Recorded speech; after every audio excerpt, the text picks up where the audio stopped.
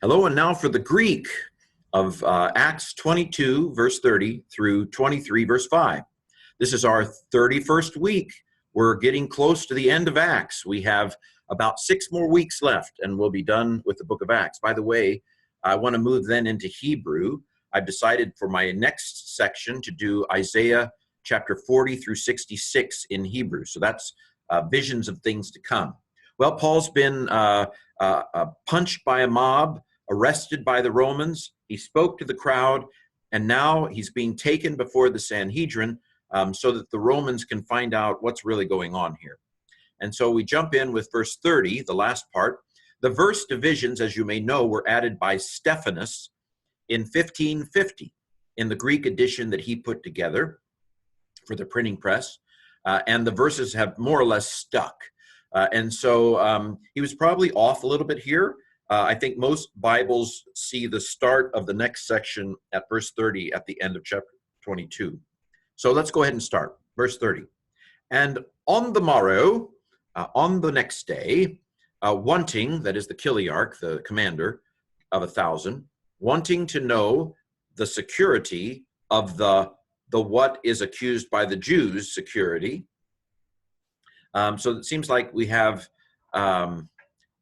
this is, I think, a adjective, the safe thing with regard to what is being accused by the Jews. Greek, once again, decides not to be very English. Do you know what this is? This is gnosko, but an iota is missing, some things are missing. So this is the aorist of gnosko. Infinitive, the I is a telltale infinitive sign, although it can be other things. So this is, what is boulomenos? Well, this is a participle. Men are passive participles, but it's, I think, boulomai, which means that it's deponent in its nature. Let me just double check real quick. Yeah, it's boulomai. It's not in my vocabulary. So let's just go say it's boulomai, which means it's deponent. All the letters of the present stem are there, so it's a present, passive deponent, participle, nominative masculine singular. And on the morrow, wanting to know the security, the securely, the safe idea, the safe thing, namely the what is being accused by the Jews. This is kategoreo, and so this is a passive form, my, sai, tai, are passive endings or middle.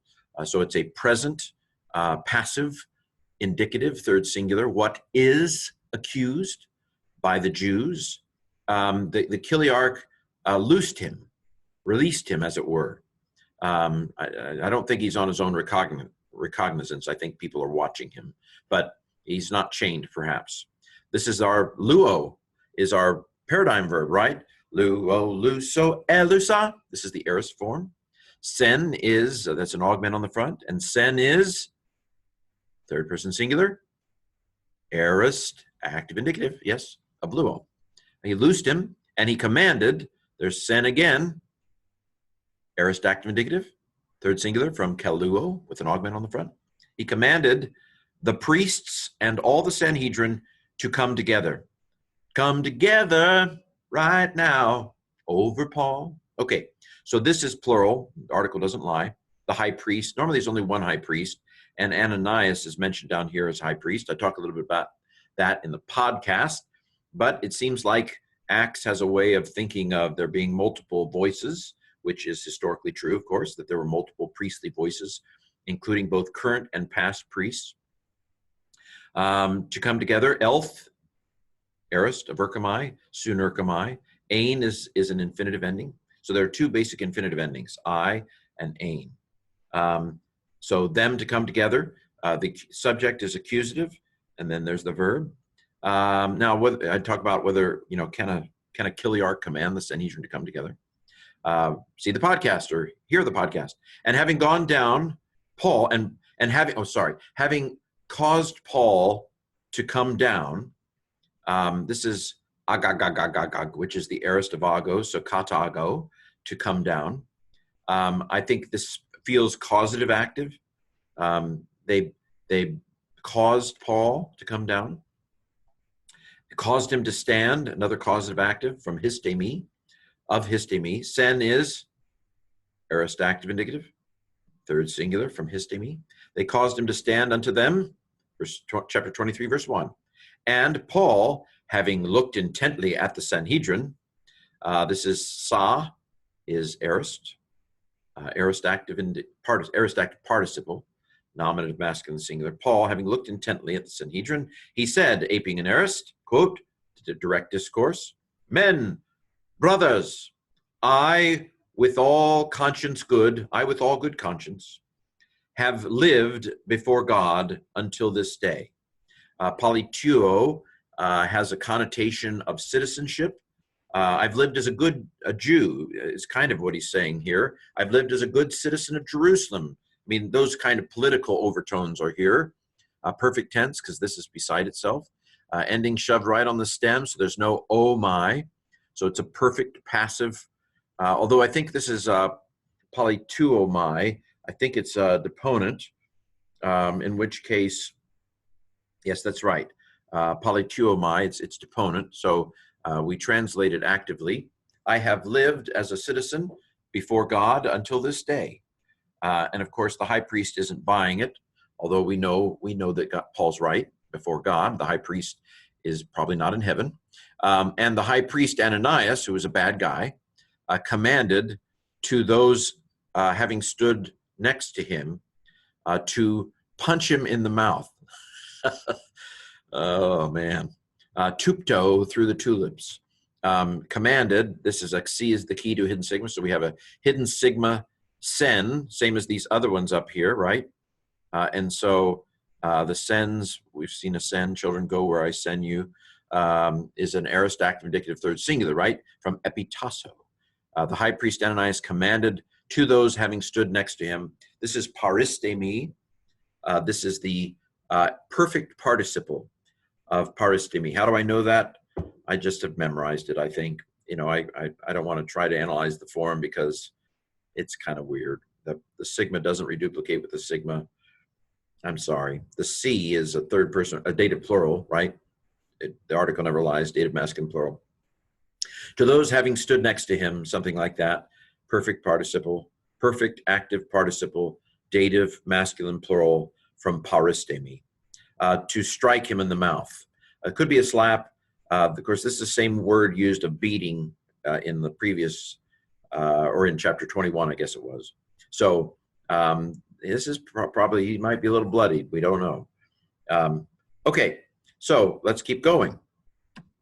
Then, verse 3, then Paul to him said, aping an aorist, quote, God is about to strike you, tomb whitewashed, you whitewashed tomb. I love this. I'm sorry, I'm a bad person.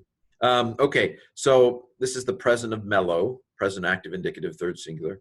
This is a present active infinitive of tupto. This is vocative, wall, I'm sorry, whitewashed wall, maybe is what he says here. Wall, having been whitewashed, may mean the same as tomb. So this is perfect because it's reduplicated. Men are passive participles. It's interesting. This is the first time in my life that I have noticed, and it's sunk in, that this is a vocative participle. Wow, I have never taken stock of I mean, I've read this before, but it must not have sunk in. This is a vocative participle. Wow, ding. Add that to my Luke expanding my Greek, because I really, as I've taught Greek, I've thought to myself, do participles don't do vocatives, do they? But they do. Here it is. This is a vocative participle. It is a perfect having been whitewashed, so it's passive, perfect passive participle. Men are passive participle from koiniao. Okay, so God is about to slap you, you whitewashed wall. And even you are sitting judging me. Complementary infinitive, I think, present active infinitive. I mean, participle, present active participle. This is kathemai. I think this is just a plain old present deponent indicative second singular. You are sitting there judging me according to the law and against the law. You are commanding me to be struck.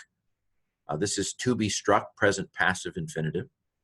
This is present active indicative. This is a present active participle, being against the law. And I talk about that in the podcast. Verse 4, and the ones having stood there, or the ones standing there, probably the ones standing there, but it has it's a perfect, again, the paristemi, perfect active participle, nominative masculine plural. The ones having stood there, but probably we would emphasize the continuing result, the ones standing. The one standing there said, aping and aorist, quote, the high priest of God, you are insulting, because you're not supposed to do that, as Paul's about to quote Deuteronomy, I think, 32, is it, that he quotes here? Exodus 22 is what he quotes here. Present active indicative, second singular, accusative, you're insulting the high priest of God? Really? Verse 3, and Paul said, I did not know, brothers, that he was the high priest, is the high priest, was the high priest. Got to bring it into the timing. Subordinate clauses like this typically use the tense of in which they were spoken, but in English we don't do that. In English we bring it into the timing of the main verb. I did not know that he was the high priest is the best translation in English, even though this is present. This is from oida, to know. It is. Here's what we say. We say it's past perfect in form, present or past in meaning. I did not know. Past pluperfect, past perfect in form. I did not know. It's just a weirdness of oida, because oida, the word oida is perfect in form but present in meaning. So edain is pluperfect in form but past in meaning. I did not know, brothers, that he was the high priest, for it has been written. This is the perfect of grapho. Ending shoved right on the stem, perfect passive indicative third singular from grapho. For it has been written, or it is written, it stands written, quote, the ruler of the people of you, you will not speak badly. Don't speak badly of the ruler of your people. So this is the future of lego, second person singular, future active indicative. Okay, and this is an adverb. There you have it. Bit of a comic routine here, not so funny. Paul says, gentlemen, I have behaved in good conscience in terms of God. And either the current or the former high priest says, slap him. They smack him. Paul says, God's going to smack you, you whitewashed wall. You're judging me according to the law and violating the law yourself. Talk a little bit about that in the podcast. And then they say next to him, high priest. Paul says, oops, sorry. I didn't know you were the high priest. We're not supposed to insult the leaders of our people. And there you have it. Well, onward, our Greek quest continues.